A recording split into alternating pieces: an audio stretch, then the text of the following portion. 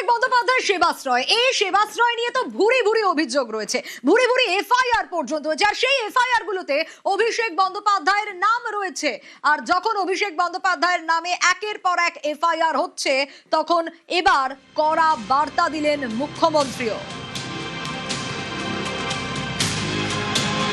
তদন্ত করছে পুলিশ, তদন্তে পুলিশ যে তথ্য চাইবে সেই তথ্যই স্বাস্থ্য দপ্তর থেকে দেওয়া হবে, সেখানে কোনো লুকোচুরির ব্যাপার থাকবে না।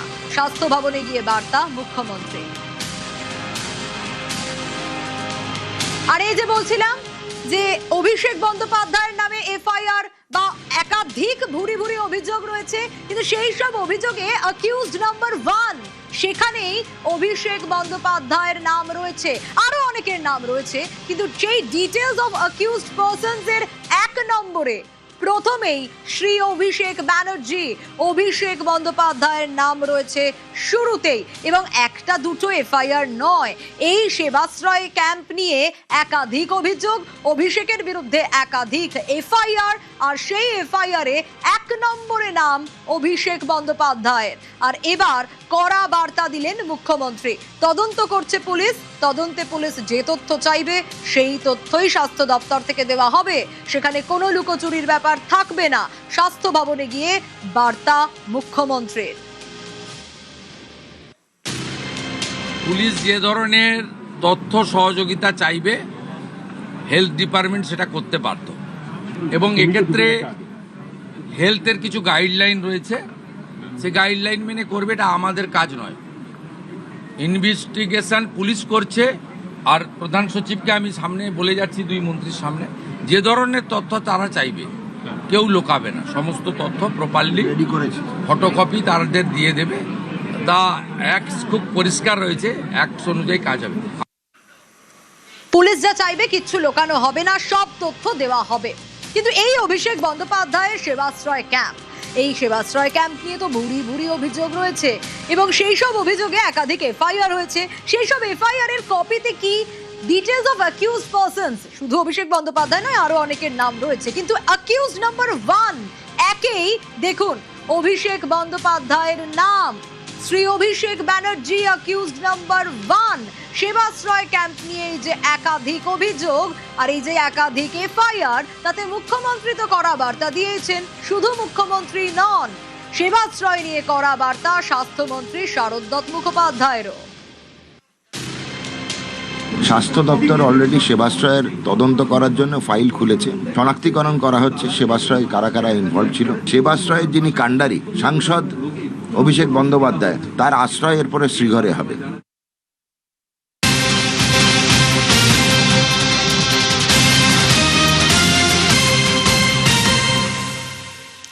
একদিকে আপনাদের জানাচ্ছিলাম মেদিনীপুর মেডিকেল, সেখানে এই মুহূর্তে বৈঠক শুরু হয়েছে, স্বাস্থ্য দপ্তরের টিম পৌঁছে গেছে। আর আজ বারাসত মেডিকেলে স্বাস্থ্যমন্ত্রী শারদ মুখোপাধ্যায় তিনি পৌঁছে গিয়েছিলেন। হ্যাঁ, শারদ মুখোপাধ্যায় তিনি পৌঁছে গিয়েছিলেন বারাসত মেডিকেলে। সে ছবি আগে দেখাই আপনাদের।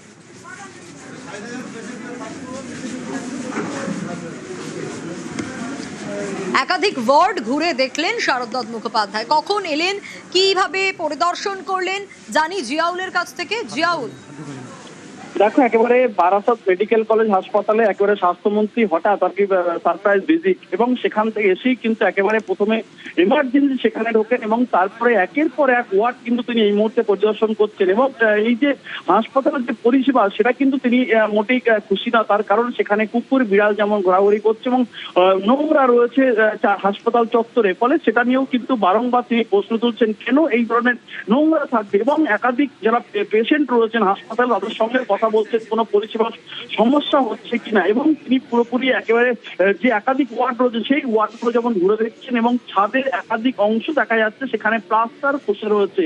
কেন প্লাস্টার খসে রয়েছে, যে কোনো সময় তো বড় দুর্ঘটনা ঘটতে পারে, তা নিয়েও কিন্তু একেবারে বিভিন্ন ওয়ার্ডে দেখছেন। এবং এই মুহূর্তে তিনি অর্থাৎ যে ওয়ার্ড, অর্থাৎ যেখানে ফিমেল মেল ওয়ার্ড রয়েছে, সেখান থেকে উপরে অর্থাৎ যে সিঁড়ি রয়েছে সেই সিঁড়িতেই কিন্তু দাঁড়িয়ে রয়েছে। তার কারণ তিনি ছাদের উপরে দেখবেন যে কি অবস্থায় রয়েছে। ছাদের যেহেতু একাধিক অংশ, সেখানে প্লাস্টার খসে পড়ছে, বেশ কিছু জায়গা থেকে জল পড়ছে, ফলে তিনি সিঁড়িতে উঠে দেখবেন, কিন্তু দীর্ঘক্ষণ প্রায় 5 থেকে 10 মিনিট হয়ে গেল এখনো পর্যন্ত সেই সিঁড়ির, অর্থাৎ উপরে ওঠা সেই সিঁড়ির কিন্তু এখনো পর্যন্ত চাবি খুঁজে পাওয়া যাচ্ছে না। ফলে তিনি কিন্তু সেই সিঁড়িতেই কিন্তু দাঁড়িয়ে রয়েছেন, তার কারণ সিঁড়িতে চাবি পেলে তারপরে তিনি ছাদে উঠে দেখবেন ছাদ কি অবস্থায় রয়েছে।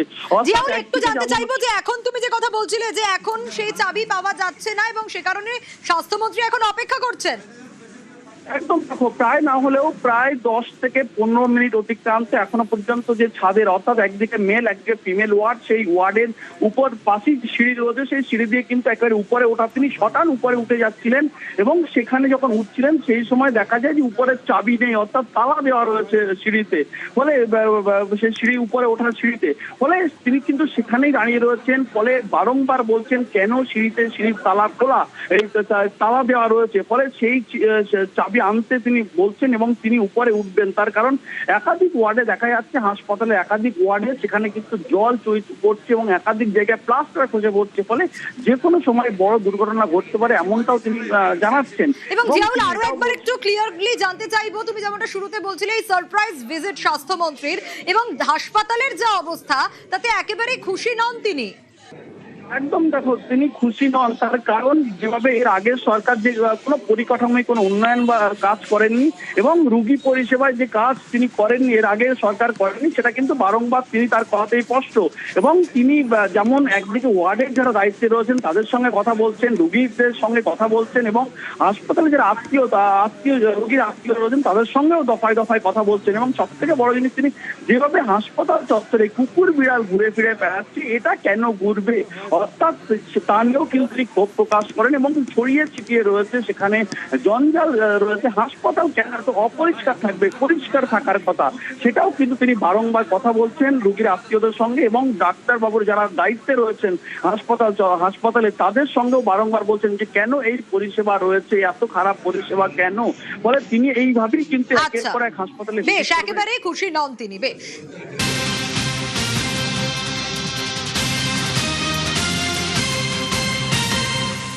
আর এবার স্বাস্থ্য ভবনের ছবি দেখাবো। কেন দেখাবো? কারণ সেই স্বাস্থ্য ভবনে নজরদারি চলবে কন্ট্রোল রুম থেকে। এই দেখুন, এই যে কন্ট্রোল রুম থেকে নজরদারি চলছে, জেলা শহর মিলিয়ে সব যে সরকারি হাসপাতাল রয়েছে সেখানে নজরদারি চলবে।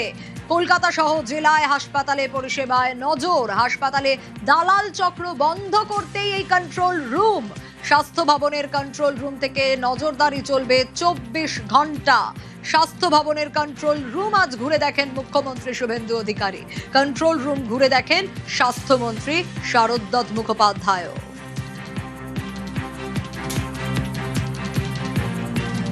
ঠিক যেমনটা বলছিলাম আপনাদের, দালাল চক্র রুখতেই কন্ট্রোল রুম, মন্তব্য করেছেন মুখ্যমন্ত্রী।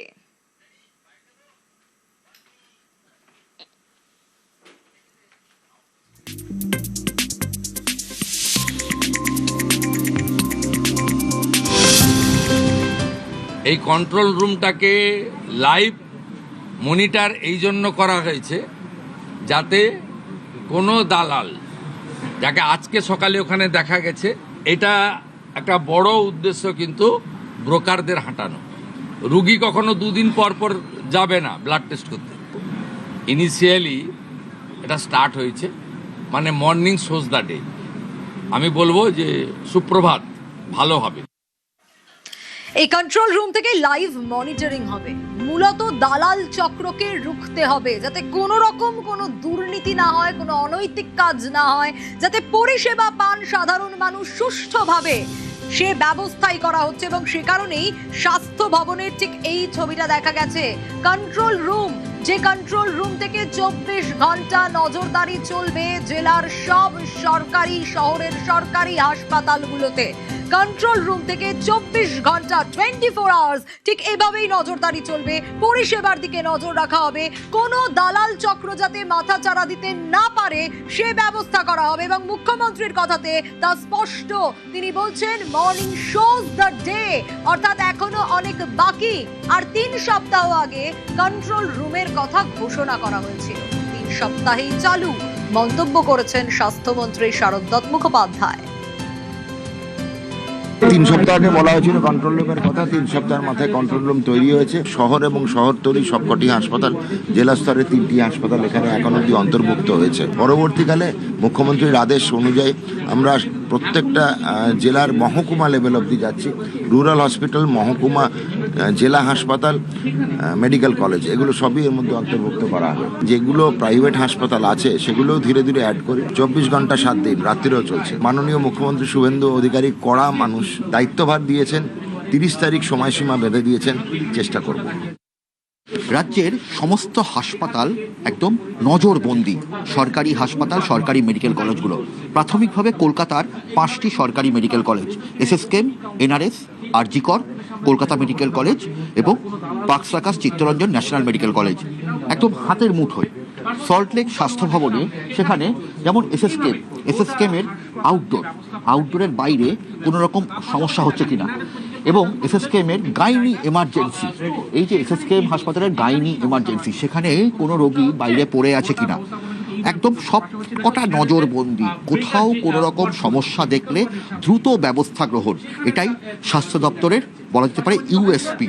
মুখ্যমন্ত্রী শুভেন্দু অধিকারী যেমন বলেছেন তেমনভাবেই গোটা স্বাস্থ্য ভবন এই কন্ট্রোল রুম থেকে সেখান থেকে নজর রাখা হচ্ছে, এবং সেখানকার আধিকারিকরা প্রত্যেক মুহূর্তে স্ক্রিনের দিকে তাকিয়ে আছেন।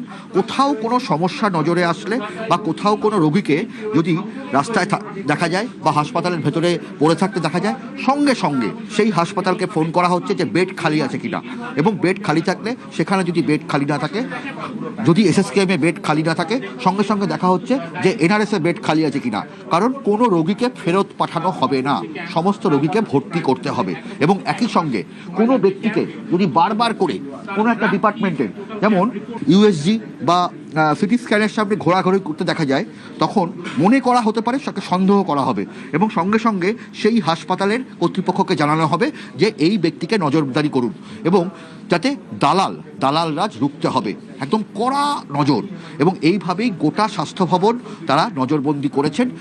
আপাতত কলকাতার 5টি সরকারি মেডিকেল কলেজ, ধাপে ধাপে রাজ্যের সমস্ত সরকারি মেডিকেল কলেজ এবং তারপরে জেলা হাসপাতাল থেকে আরও তলায় সব কিছু নজরবন্দি করা হবে, যাতে পরিষেবা ভালো হয়, পরিষ্কার পরিচ্ছন্নতা রাখা হয় এবং দালাল মুক্ত হয়, যাতে রোগীরা, অসংখ্য গরিব রোগীরা, তারা যাতে কোনোভাবেই যাতে চিকিৎসা থেকে বঞ্চিত না হয়, সেটাই লক্ষ্য একমাত্র স্বাস্থ্য দপ্তরের। ক্যামেরায় গোপাল ওঝার সঙ্গে অভিজিৎ চন্দ, নিউজ 18 বাংলা, বিধাননগর।